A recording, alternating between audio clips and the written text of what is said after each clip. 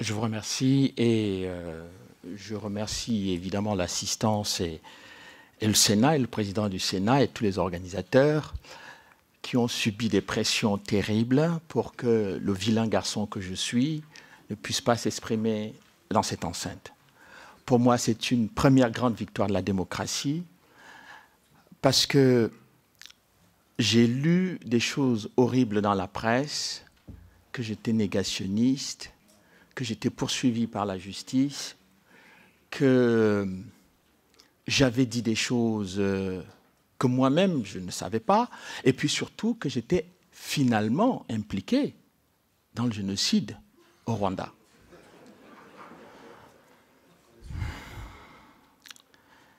Que dire devant ce type de discours, cet appel au combat de rue auquel je ne suis pas habitué? Je suis un chercheur, je suis un scientifique. Je ne fais que publier des livres. Et de tous les livres, j'en ai publié 4 sur le Rwanda, dirigé un colloque sur l'attentat avec des experts, 2 livres sur le Congo, et aucun de ces livres n'a jamais été attaqué pour négationnisme. C'est quand même étrange que je mets des ouvrages sur la table, on laisse les ouvrages et on attaque la personne. Deuxième observation, je me rends compte que le dernier livre sur l'opération turquoise, qui a fait scandale ces derniers temps, au point d'avoir une éviction d'un journaliste qui m'a simplement interrogé de la BBC, eh bien, la législation française donne 3 mois lorsque vous avez diffamé des gens. Les 3 mois sont passés. Je remercie mon éditeur qui est dans la salle, qui a eu le courage de publier un livre que certains jugent négationniste, sur le fondement d'une thèse elle-même controversée, et on ne sait pas quand ou comment la thèse a été controversée. Il se trouve que le titre de ma thèse de doctorat à l'Université Lyon 3 est intitulé Rwanda, opération turquoise et la controverse médiatique. Donc, on a pris le terme controverse médiatique, on me l'a transformé en injure et en disqualification de mon travail. Et je lis en plus ce matin que finalement, M. Onana a soutenu une thèse doctorat dans une université d'extrême droite. À ces rythmes, je finirai par devenir négrophobe. Alors, je tiens d'abord, évidemment, à rappeler que non seulement je ne suis pas négationniste, je n'ai aucun intérêt à l'être, je n'ai aucun intérêt financier, économique, politique, même familial au Rwanda, mais pourquoi je devrais être négationniste? Bon, si j'en juge que mon voisin de droite, ministre rwandais, qui est à la fois Hutu et Tutsi, se retrouve être négationniste, ça peut me consoler un tout petit peu. Et j'ajouterais qu'à cela, mon premier livre sur le Rwanda, je l'ai écrit avec Deo Mushayidi, rescapé Tutsi du génocide de 1994, qui est condamné à perpétuité au Rwanda, simplement parce que Mushayidi a demandé la vérité, la justice pour tous les Rwandais au-delà de leur clivage ethnique.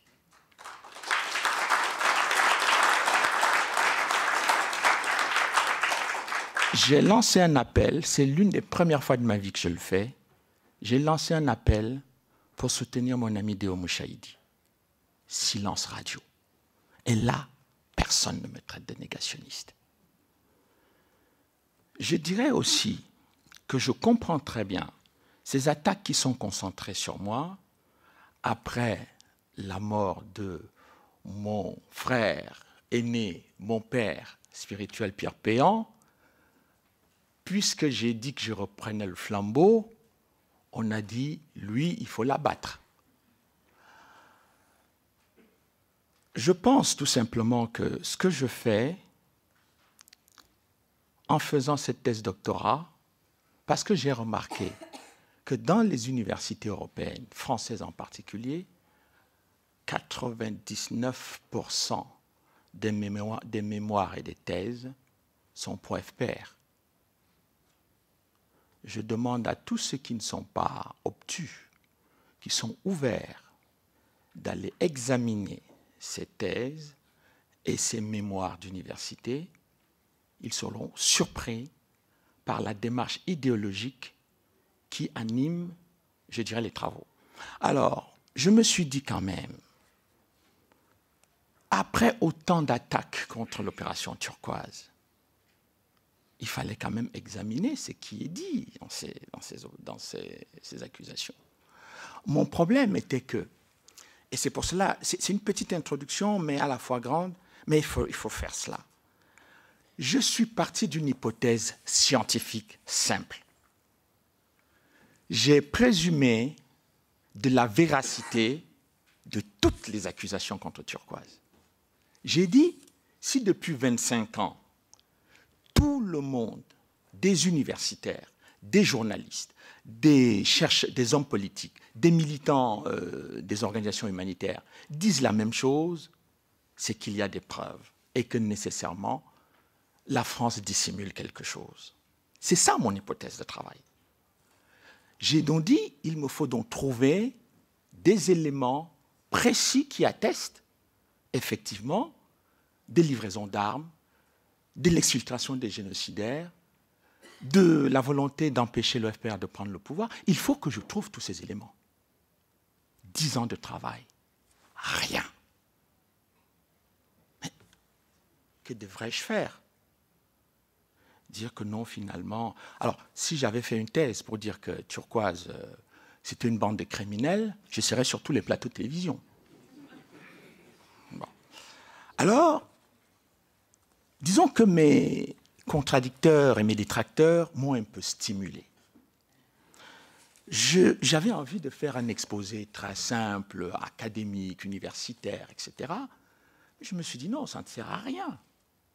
Puisque je suis identifié comme un infréquentable, il faut au moins que je donne envie à ceux qui ont encore un peu de culture cartésienne, d'esprit cartésien, de suivre uniquement mes sources d'information. Est-ce que mes sources d'information sont aussi négationnistes? C'est possible. Alors, la première source d'information qui a été intéressante pour moi, parce qu'elle-même, elle est aussi devenue négationniste, c'est la congresswoman Cynthia McKinney, qui était membre du Congrès américain, membre de la Commission des Affaires étrangères et de la Défense, et de surcroît, l'envoyé spécial du président Bill Clinton dans la région des Grands Lacs. Pourquoi je prends cette source? Parce que le rôle des États-Unis, on l'a dit précédemment, a été totalement ignoré de tout le monde.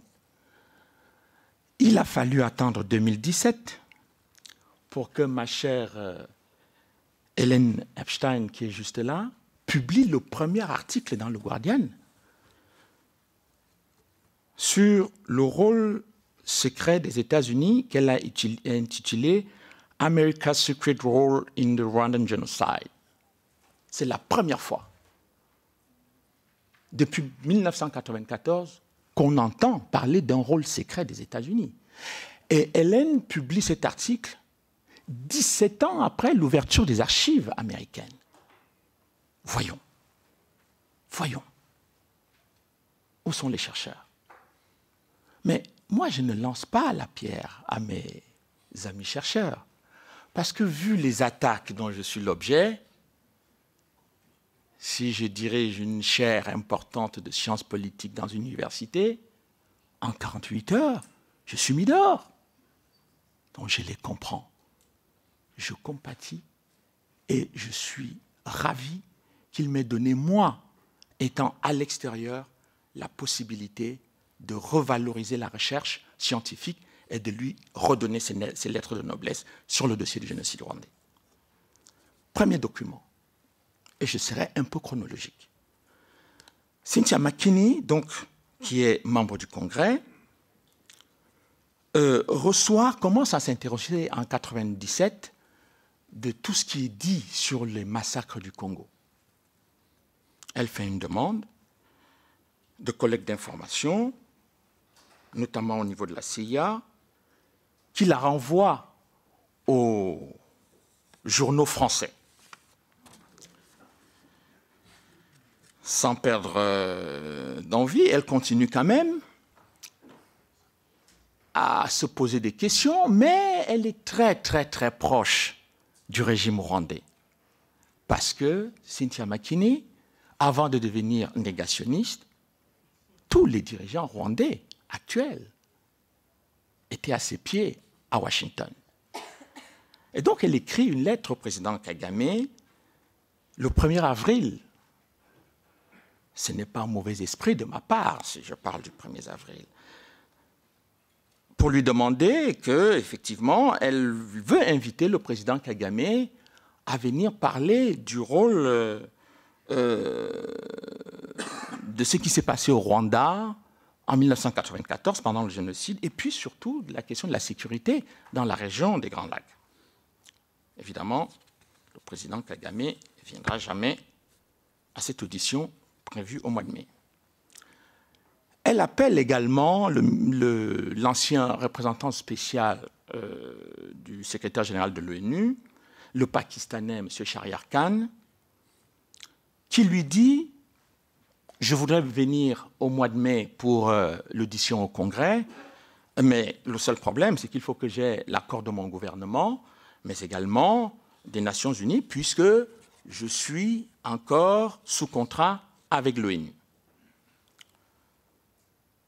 Le 28 avril, Cynthia McKinney, toujours, adresse une lettre à Rakia Omar, que beaucoup de Rwandais connaissent, parce que c'était la militante du FPR, son agent de propagande patenté, qui réside à Londres et qui a inondé tous les médias anglo-saxons du fait que les Hutus étaient la pire espèce qu'on n'avait jamais vue et qu'ils méritaient d'être effectivement bannis. Évidemment, elle est invitée à venir au Congrès pour fournir un témoignage sur le génocide. Elle répond le 28 avril à Cynthia McKinney qu'elle ne peut pas venir parce qu'elle a des contraintes familiales. Cynthia McKinney continue quand même, toujours, évidemment, dans ses rapports avec le nouveau régime du FPR. Elle est contactée au mois de juin par une chaîne de télévision canadienne, la Canadian Broadcasting Company, CBS, qui veut l'interviewer sur le génocide rwandais. Et elle envoie donc un message aux autorités rwandaises, c'est-à-dire l'ambassadeur du Rwanda à Washington et au Canada, qui lui dit « Je veux saisir cette opportunité pour parler au public canadien et américain de la présence des génocidaires qui vivent librement dans nos pays. » Alors évidemment, Cynthia McKinney semble effectivement une bonne alliée dans cette campagne. L'ambassadeur du Rwanda au Canada lui envoie une liste de 18 noms de Rwandais qui vivent au Canada, qui sont, d'après leur propre liste, des suspects génocidaires vivant au Canada, des suspects, avec leur numéro de téléphone. Et parmi ces gens, il y a le nom de Léon Mugesera, qui a été finalement extradé au Rwanda après avoir eu quand même devant les tribunaux canadiens bénéficié d'un certain nombre d'acquittements parce que les juges canadiens avaient quand même considéré que les accusations contre Mugesera n'étaient pas rigoureusement démontrées. La même Cynthia McKinney s'intéresse toujours à la question du Congo. parce qu'elle ne comprend pas ce qui se passe véritablement dans cette zone. Elle écrit donc au président rwandais, Pasteur Bizimungu, qui lui dit que, écoutez, j'apprécie beaucoup votre intérêt pour le Congo, mais sachez que Laurent Désiré Kabila est en train de vouloir rejouer le match, c'est son expression, rejouer le match du génocide rwandais sur le territoire congolais, avec ses radios racistes, ses télévisions suspectes, etc. Eh bien, il dit, écoutez, Laurent Désiré Kabila a dû dealer avec les gens de l'UNITA, et comme l'UNITA est en perte de vitesse, je crois que finalement c'est eux qui créent la zizanie au Congo. Mais écoutez, il est quand même regrettable que finalement les alliés d'hier qui ont participé à la libération du pays, c'est-à-dire les Rwandais et le gouvernement congolais, se retrouvent aujourd'hui en train de se battre. Nous sommes le 31 août 1998. Lettre signée Pasteur Bizimungu. Et puis finalement, le 14 janvier, n'oubliez pas que pendant cette période, un certain Patrick de Saint-Exupéry en France, dans le journal Le Figaro, est très actif dans les accusations contre la France et les militaires de l'opération turquoise. Eh bien, l'ambassadeur Joe Wilson, pour ceux qui le connaissent, c'était celui qui avait contesté la présence, le fait que le Niger était en train de donner les armes chimiques aux ennemis des Américains, et dont la femme avait été accusée, mise en accusation par des éléments du gouvernement américain parce qu'elle travaillait pour le compte de la CIA. Dont l'ambassadeur Joe Wilson, qui était l'assistant, le directeur des affaires africaines et l'assistant spécial du président Clinton, envoie donc une lettre à Madame Cynthia pour lui dire qu'elle soutient bien le travail que la Congresswoman fait pour améliorer la politique des États-Unis dans la région des Grands Lacs. Et puis surtout, lui rappelle que parce que Cynthia commençait déjà, parce que Patrick de Saint-Exupéry, à cette période, publie effectivement des articles dans Le Figaro disant que la France a livré des armes aux génocidaires pendant l'opération turquoise à l'est du Congo.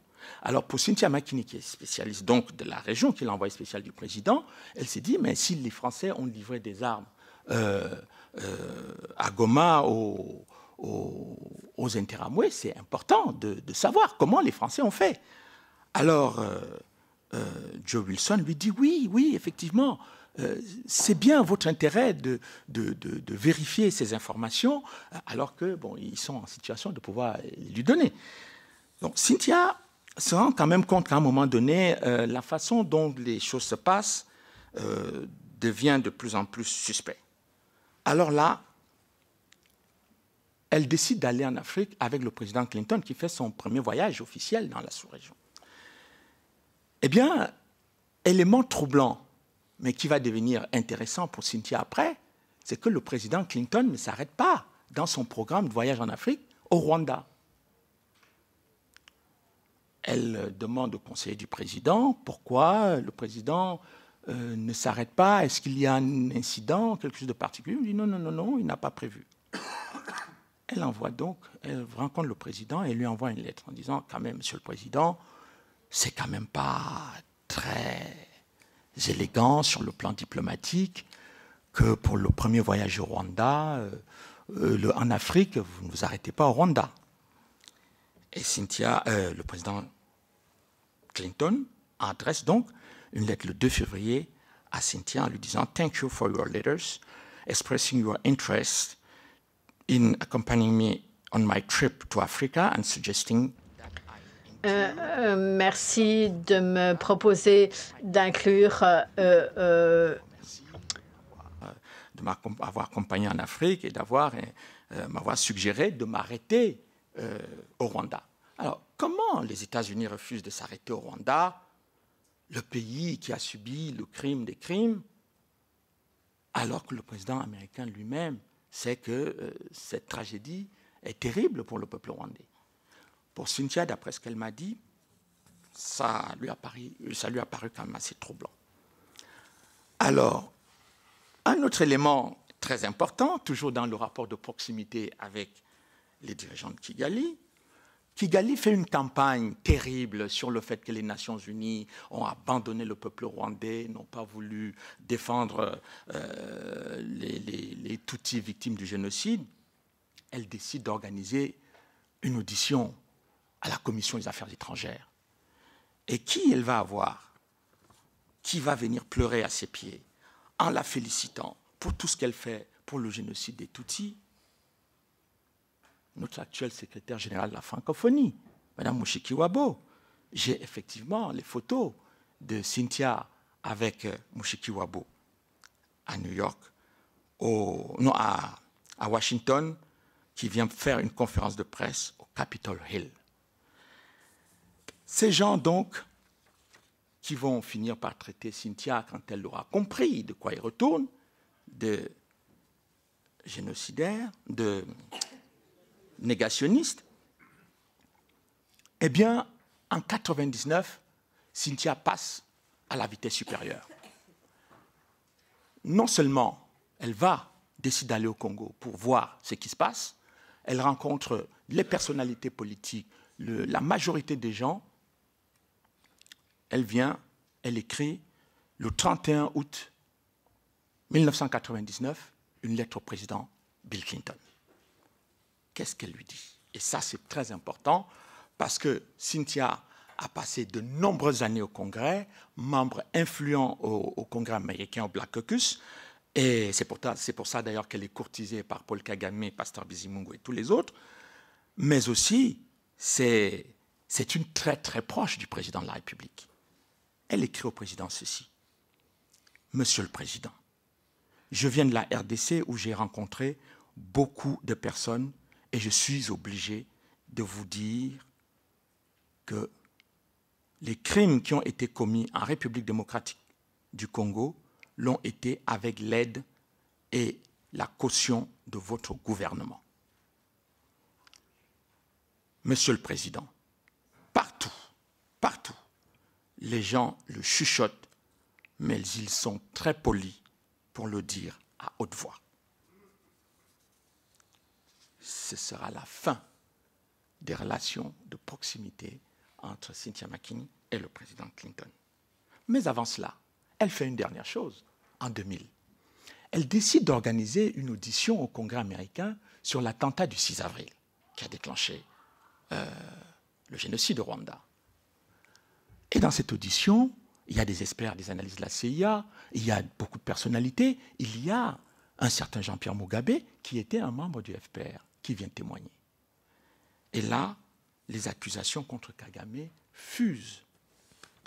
Et cette commission sera considérée comme le plus grand défi que Cynthia a porté au Congrès américain et qui va lui valoir par la suite son départ du Congrès.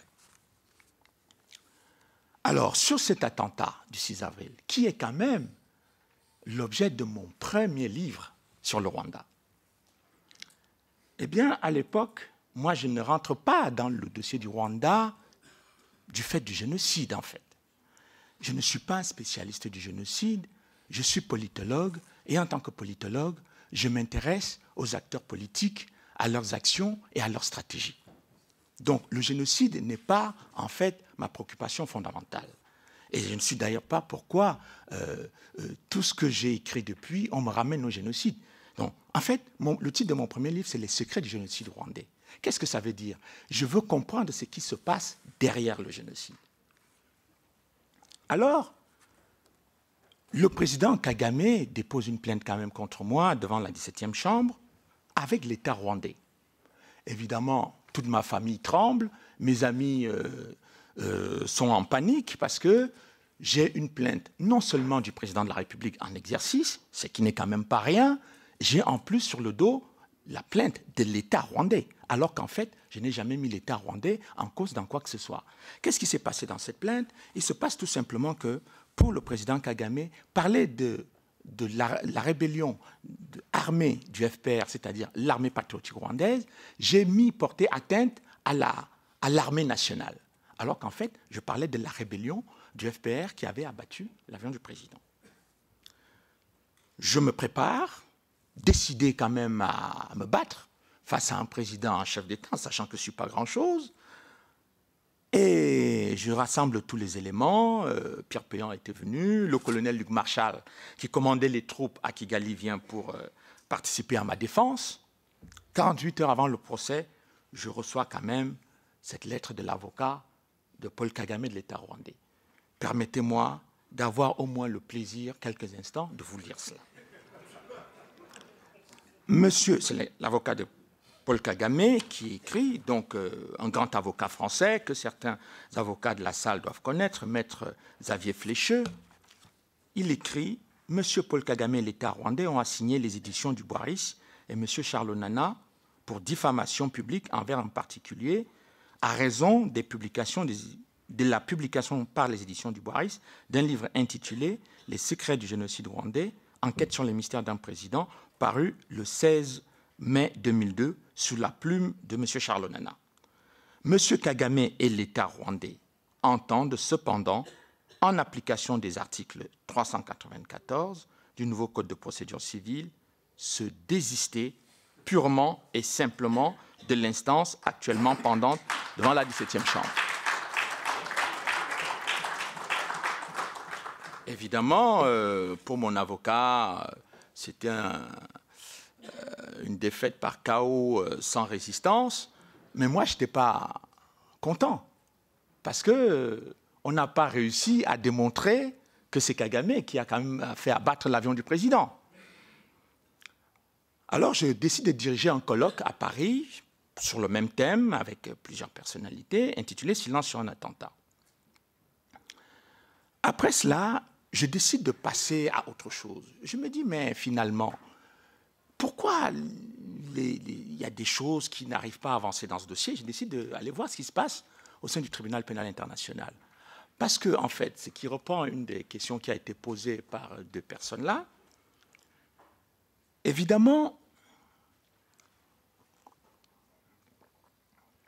le mandat, la résolution du Conseil de sécurité portant création du tribunal pénal international avait dit qu'il fallait examiner tous les crimes qui avaient été commis au Rwanda entre le 1er janvier et le 31 décembre 1994, au Rwanda et dans les pays voisins. Sauf que le tribunal pénal international s'est concentré uniquement sur ce qui s'est passé au Rwanda et pas dans les pays voisins. Alors, je fais donc cette enquête et je vais à La Haye pour rencontrer le procureur Carla Del Ponte. J'essaye de vouloir la rencontrer discrètement, mais elle refuse. Elle me fait venir par la grande porte.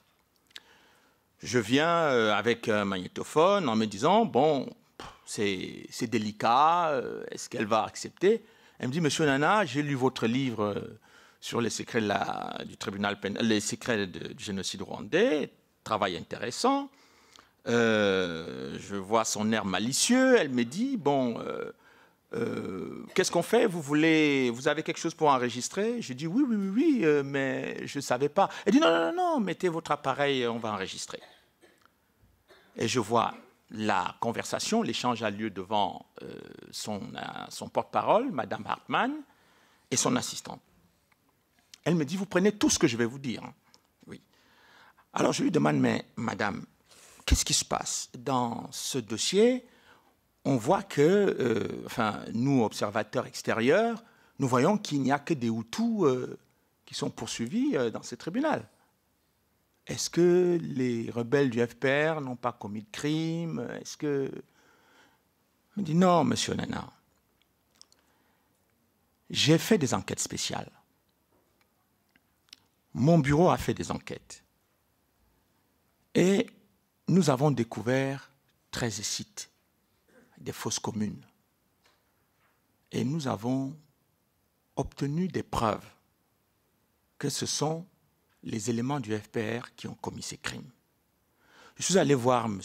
Paul Kagame au Rwanda pour lui dire que le procureur entendait poursuivre aussi les gens du FPR. Paul Kagame lui a dit, vous n'êtes pas venu ici, c'est ce que me dit Carla Del Ponte dans son bureau, enregistré. Paul Kagame lui dit, vous n'êtes pas venu ici pour poursuivre les gens du FPR. Votre objectif, c'est de poursuivre les Hutus qui ont commis le génocide. Carla Del Ponte me dit, mais j'ai dit, mais moi je ne suis pas venu faire un tribunal ethnique. Je suis venu appliquer la résolution des Nations Unies. Je dis, mais de toutes les façons, il est hors de question que les choses se passent comme ça.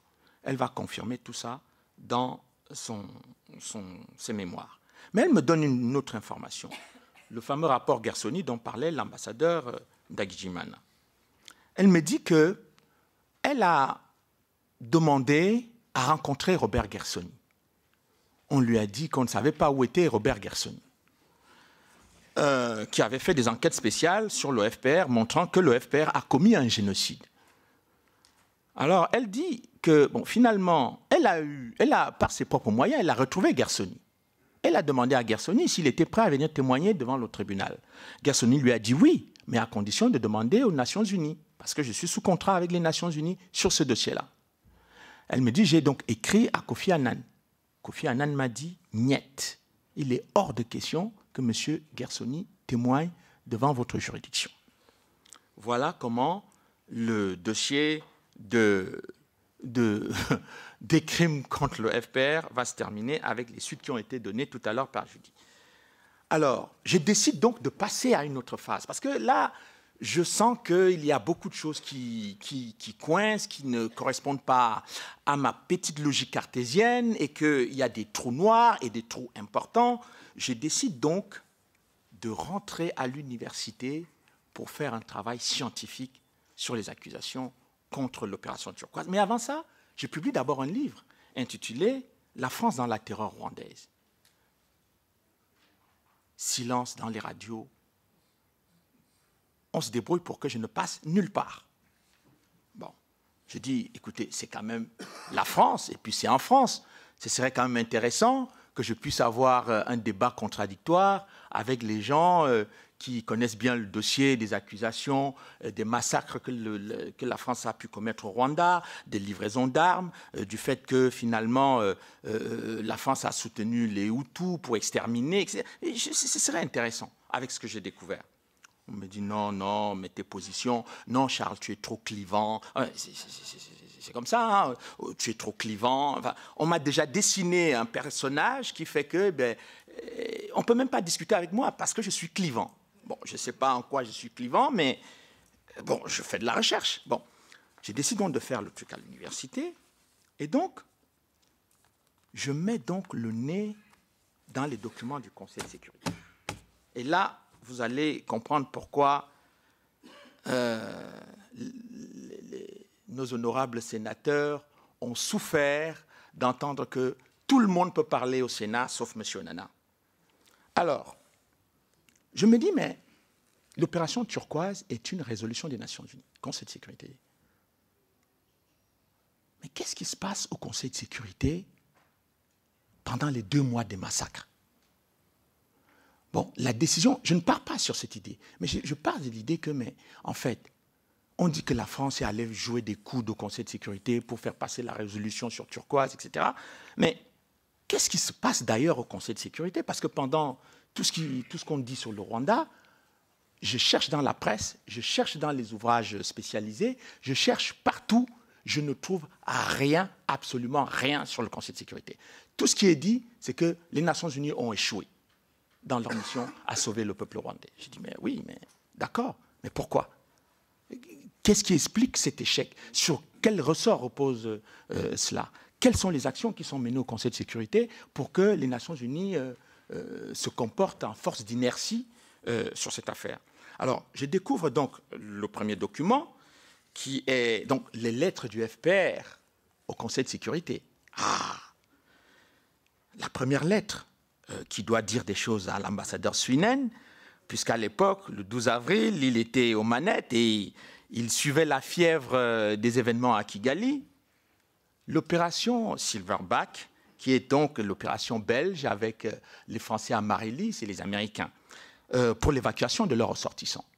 Alors, cette opération est très importante parce que c'est la première fois, en quelques jours après le début des massacres, que des forces internationales, en tout cas des grandes puissances, se retrouvent à Kigali pour pouvoir arrêter cette affaire rapidement.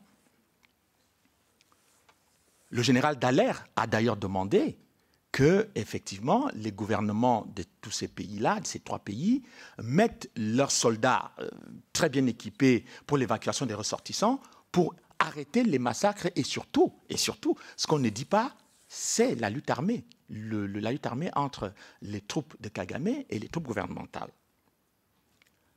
Kagame dit que les troupes étrangères ont 24 heures pour quitter le territoire. Est-ce que je mens, monsieur l'ambassadeur? Bon. Très bien, il était en poste à Kigali, donc il sait ce qui s'est passé. Alors, deuxième document que je retrouve au Conseil de sécurité, c'est une lettre du général Dallaire qui dit, écrit au FPR en disant que, bon, écoutez,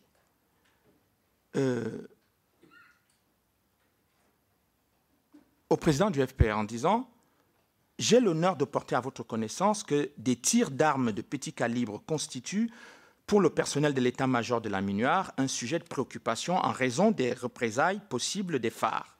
Ces tirs très fréquents proviennent de vos éléments installés à 50 mètres au sud de l'état-major de la MINUAR et du stade Amahoro. Cette attitude est contraire à ma demande de neutralité relative à la zone de sécurité. En conséquence, je vous demande de bien vouloir faire prendre des mesures nécessaires afin que d'éventuelles répliques soient évitées par les armes lourdes des phares en direction de l'état-major et de ses environs. » Alors, qu'est-ce qui se passe dans cette lettre? C'est tout simplement que le général Dallaire veut amener quand même les officiers de la MINUAR à ne pas être exposés à la lutte armée qui oppose les 2 forces. Parce que si on perd les officiers de liaison de la MINUAR, eh on perd la possibilité de faire continuer le travail de négociation pour obtenir le cessez-le-feu entre les 2 belligérants. Eh bien non, cette lettre, elle date du 22 avril. Le général Dallaire, je découvre, il envoie une deuxième lettre, le 25 avril. À qui? Au général Paul Kagame. Et qu'est-ce qu'il lui dit?